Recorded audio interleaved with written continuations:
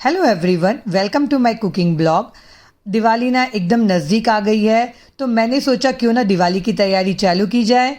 आज मैं आपके साथ शेयर कर रही हूँ दिवाली में ना घरों घर बनने वाले एक ऐसे मिक्सचर की रेसिपी जो बनाने में ना बहुत ही इजी है और खाने में ना बहुत ही टेस्टी है। ये आप बना के महीनों तक स्टोर करके रख सकते हैं, बिल्कुल भी ख़राब नहीं होती है, एकदम क्रंच बना रहता है और बहुत ही चटपटी लगती है।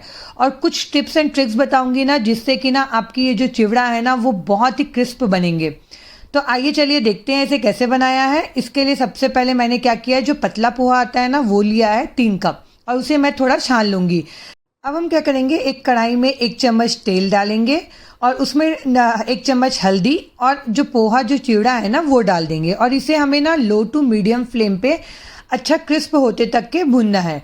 यहाँ पे ना पोहा भूनते समय आप ये ध्यान रखिएगा कि इसे ना आप एकदम हाई फ्लेम में मत भूनिएगा, वरना क्या होगा ना, ये एकदम से सिकुड़ जाते हैं, ऐसे हो जाएंगे और वो खिले खिले नहीं लगेंगे, और इसे में ना वो कुरकुरापन भी नहीं रहेगा और जल भी जाएगा। तो इसीलिए ये बहुत ज़्यादा ज़रूरी है कि आप इसे लो टू मीडियम फ्लेम पे इसे अच्छे से भुने।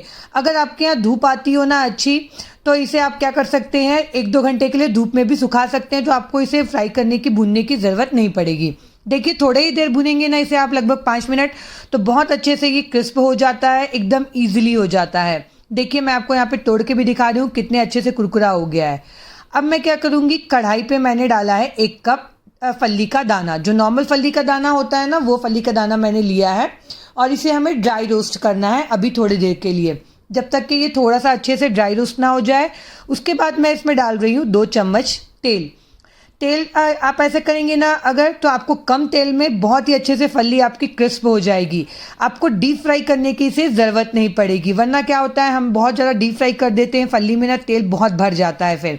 तो ये सबसे अच्छा तरीका होता है फल्ली को ना ऐसे कम तेल में भूनने का। देखिए ये जब तक कि पटपट सी आवाज़ आने लग जाएगी ना, तब तक के फल्ली को आपको अच्छे से भूनना है, उसके बाद इसे निकाल लीजिए। अब मैंने एक कढ़ाई पे तेल डाल दिया है और ले रही हूँ मक्का, जो मिक्सर बनाने वाला मक्का आता है ना, इजीली आपको ऑनलाइन ऑफलाइन ये मिल जाएगा।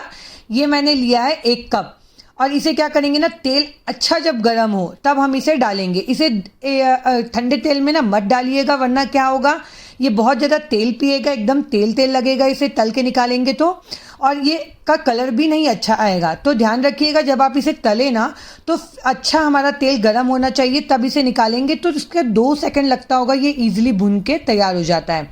देखिए आप सारे मक्के ऐसे तेल में तल के ना निकाल लीजिएगा, बहुत ही ईजिली ये फ्राई हो जाता है, बिल्कुल भी टाइम नहीं लगता।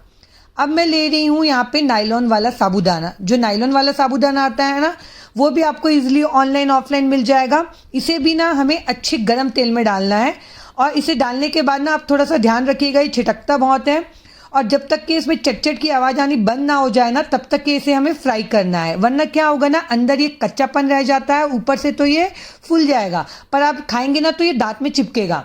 तो ये बात का आप ध्यान रखिएगा कि इसे आप जब डालें तो चटचट की आवाज़ आनी जब बंद हो जाए ना, तभी इसे आप निकालिएगा। तो ये बहुत अच्छे से ना अंदर तक के कुरकुरा बन के ये रेडी हो जाता है। देखिए कितना अच्छे से ये फूल गया है। अब मैं यहाँ पे ले रही हूँ आधा नारियल को मैंने काट लिया है, जो नारियल की सूखे नारियल की गिरी आती है ना वो मैंने लिया है, उसे मैंने लंबे लंबे साइज़ में काट लिया है, और इसे मैं क्या करूँगी, फ्राई करूँगी। नारियल ना बहुत जल्दी तला जाता है, तो इस बात का ध्यान रखिएगा आप कि इसे ना हमें जलाना नहीं है, इसे अच्छे से भूनना है पर जलाना नहीं है। देखिए बिल्कुल सुनहरा कलर होते तक के इसे भूनना है। अब मैं ले रही हूँ यहाँ पे 1 कप चना, जो रोस्टेड चना आता है ना वो मैंने लिया है, और इसे मैं क्या कर रही हूँ, चम्मच में मैंने डाल लिया है ऐसे, और इसे फ्राई कर दूँगी। ये चना को भी ना हमें फ्राई करने में बिल्कुल टाइम नहीं लगता है, विदिन ए सेकेंड ही ये अच्छे से फ्राई हो जाता है। बहुत ज़्यादा फ्राई करेंगे ना तो क्या होगा, चना जल जाएगा, फिर उसका टेस्ट आएगा। अब आइए चलिए हम मसाला बना लेते हैं। इसके लिए मैंने 2 इंच अदरक लिया है, थोड़े से 8 से 10 मैंने लहसुन लिए हैं, और 3 से 4 हरी मिर्च लिया है। यहाँ पे मिर्च की क्वांटिटी ना आप अपने टेस्ट के अकॉर्डिंग बढ़ा सकते हो और घटा भी सकते हो। लहसुन अगर आपको ज़्यादा पसंद है तो और ज़्यादा डाल सकते हैं। और इसमें मैं डाल रही हूँ 2 चम्मच यहाँ पे जीरा, और इसे हमें ग्राइंड कर लेना है। जो लोग लहसुन नहीं खाते ना वो स्किप भी कर सकते हैं, उसके बिना भी ये बहुत अच्छे से बनेगा। देखिए दरदरा सा, थोड़ा हल्का दरदरा सा इसे ग्राइंड करना है, पानी बिल्कुल नहीं डालना है ग्राइंड करते समय। अब मैंने तेल डाला है 2 चम्मच, उसमें 2 चम्मच जीरा, 2 चम्मच खड़ा धनिया, और 2 चम्मच मैं डाल रही हूँ सौंफ, और यहाँ पे 8 से 10 करी पत्ते डाल रही हूँ मैं। करी पत्ते की क्वांटिटी आप अपने टेस्ट के अकॉर्डिंग बढ़ा भी सकते हैं और कम भी कर सकते हैं। और अब मैं डालूंगी जो हमने मसाला पीस के रखा था ना वो। और इसे डालने के बाद ना हमें थोड़ा सा भूनना है, लगभग 1-2 मिनट के लिए भूनिएगा, बहुत ज़्यादा भी नहीं भूनना है वरना क्या होगा, मसाला ना हमारा जल जाएगा। देखिए मसाला यहाँ पे 1 से 2 मिनट हो गया है भूनते हुए। अब मैं इसमें डाल रही हूँ 1 चम्मच हल्दी पाउडर, 1 चम्मच कश्मीरी लाल मिर्च पाउडर और 1 चम्मच तीखा लाल मिर्च पाउडर। यहाँ पे मिर्च पाउडर ना आप स्किप भी कर सकते हैं अगर आपको तीखा नहीं पसंद है तो। इसे ना हम अच्छे से मिला लेंगे। मिलाने के बाद बस हमें इसमें अब ना मुरमुरा डालना है। हमारी तरफ इसे मुर्रा बोलते हैं, मुरमुरा बोलते हैं, आपकी तरफ क्या बोलते हैं मुझे बताइएगा। तो इसे जो पफ्ड राइस होता है ना वो आपको ये भी ईजिली ऑनलाइन ऑफलाइन मिल जाएगा। और इसे डालने के बाद ना हमें अच्छे से इसे मिक्स करना है ताकि सारे मसाले इसमें मिक्स हो जाए। और इसे ना लो टू मीडियम फ्लेम में अच्छे से सेकना है ताकि जो मुरमुरा है ना वो अच्छे से कुरकुरापन हो जाए। वैसे वो ऑलरेडी कुरकुरा रहता है पर थोड़ा सा सेक लेंगे ना तो उसमें अच्छा सा एक क्रंच आ जाएगा। आप चाहे ना तो इस मुरमुरे को आप ऐसे भी खा सकते हैं, ऊपर से नमक डाल के, बहुत ही टेस्टी लगता है ये।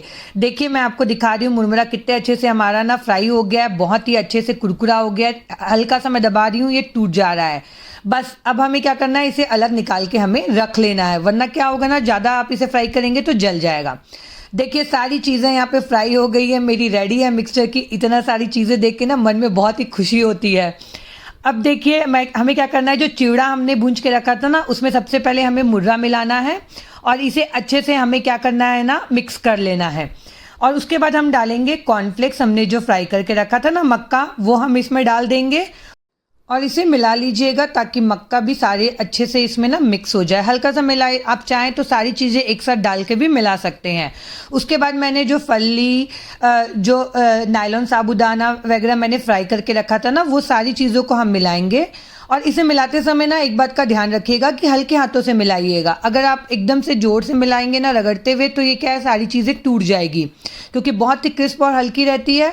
अब इसमें हम डालेंगे नमक स्वाद अनुसार, जितना नमक आपको चाहिए वो। 1 चम्मच मैंने काला नमक डाला है, 1 से 2 चम्मच मैंने यहाँ पे अमचूर पाउडर डाला है और 1 चम्मच मैं यहाँ पे चीनी डाल रही हूँ। अगर आपको मीठा थोड़ा पसंद नहीं है ना तो आप चीनी यहाँ पे स्किप भी कर सकते हैं।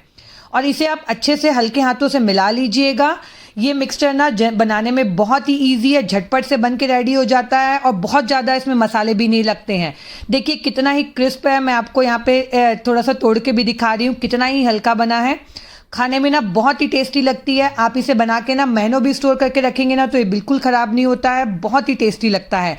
तो इस दिवाली आप ये चिवड़ा की रेसिपी ट्राई करिएगा और मुझे बताइएगा कि आपको ये कैसे लगी। आपको मेरी रेसिपीज़ पसंद आ रही हैं, मेरे वीडियोस पसंद आ रहे हैं तो मेरे वीडियोस को लाइक करिए, शेयर करिए और मुझे बताइए कि आपको कैसी रेसिपीज़ देखना पसंद।